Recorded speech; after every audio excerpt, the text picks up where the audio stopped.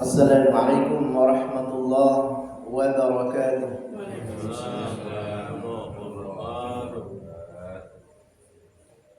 Alhamdulillah, alhamdulillahi rabbil alamin, wal aqibatu lil muttaqin, wala udwana illa 'alal zalimin. Wassalatu wassalamu ala asyrafil anbiya'i wal mursalin, nabiyina wa habibina wa qudwatina Muhammadin sallallahu alaihi wasallam wa ala alihi wa sahbihi wa man tabi'ahum bi ihsan ila yaumiddin, amma ba'd. Jamaah salat subuh rahimakumullah, diriwayatkan oleh Bukhari Muslim dari Barra Ibnu Hazim radhiyallahu anhu. Dia mengatakan,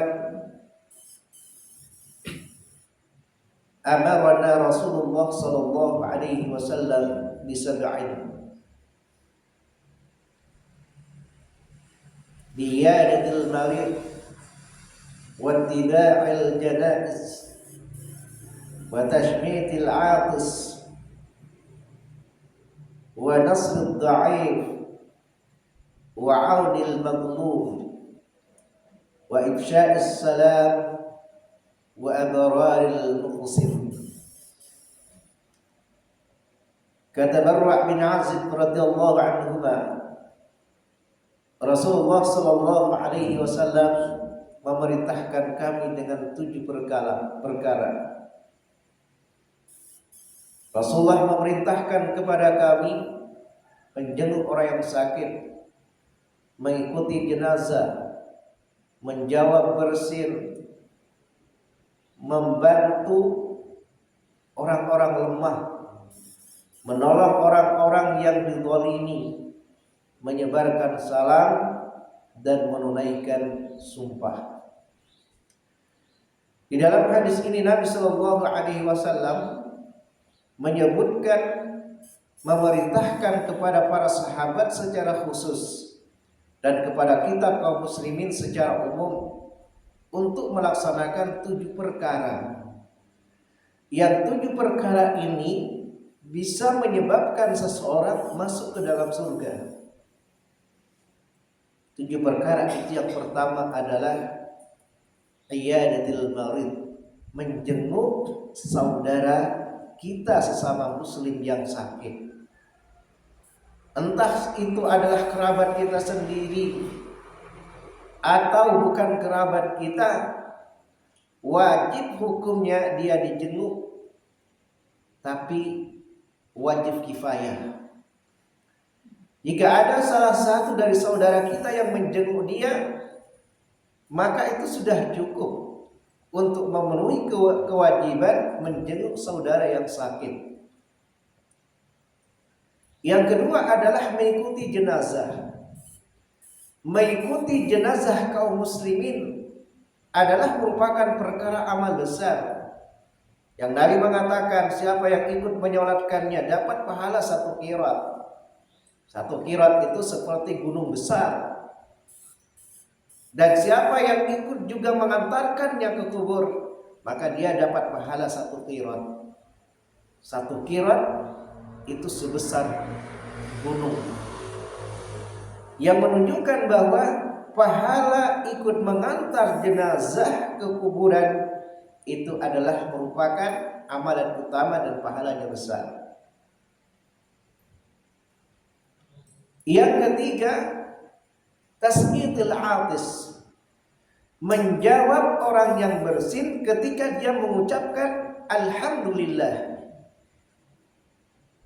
Tapi ketika dia tidak mengucapkan alhamdulillah, maka tidak ada kewajiban untuk menjawab bersinnya. Jadi kalau dia bersin kemudian mengatakan alhamdulillah, maka wajib untuk dijawab dengan kalimat yarhamukallah.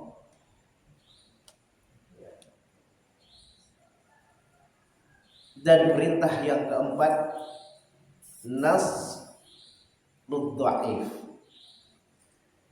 membantu menolong orang-orang yang lemah, orang-orang miskin. membantu orang-orang yang punya hajat, kebutuhan, orang miskin, anak yatim. Ini perintah yang menyebabkan seseorang itu masuk ke dalam surga. Dia mengatakan, at'imut ta'am wa afshus salam tadkhulunal jannata bisalam. Berilah makan orang-orang yang butuh dengan makan, orang-orang lemah. Dan sebarkanlah salam Islam di antara sesama kita. Afsus salam, maka kamu akan masuk surga dengan selamat. Nasrul dha'if, menolong orang-orang lemah, adalah kewajiban kita sebagai seorang muslim yang juga hukumnya adalah kifayah. Wajib, karena itu perintah dari Nabi SAW yang balasannya adalah surga. Perintah berikutnya, perintah yang kelima adalah aunil mazlum, menolong orang-orang yang dizalimi, orang-orang yang ditindas, yang diambil haknya. Karena kita adalah bersaudara, satu dengan yang lain. Orang Islam itu bersaudara. Jika ada saudaranya yang dizalimi, maka tolonglah dia. Unsur akhaka zalimun au mazlum, bantulah saudaramu, baik dia itu dalam keadaan zalim ataupun dizalimi. Kita bantu orang yang zalim supaya dia tidak melakukan kezalimannya, kita cegah. Dan kita bantu, kita tolong orang yang dizalimi agar haknya tidak diambil, agar haknya ditunaikan sebagai seorang muslim, yaitu mendapatkan kedamaian, ketentraman, dan mendapatkan bagian-bagian haknya.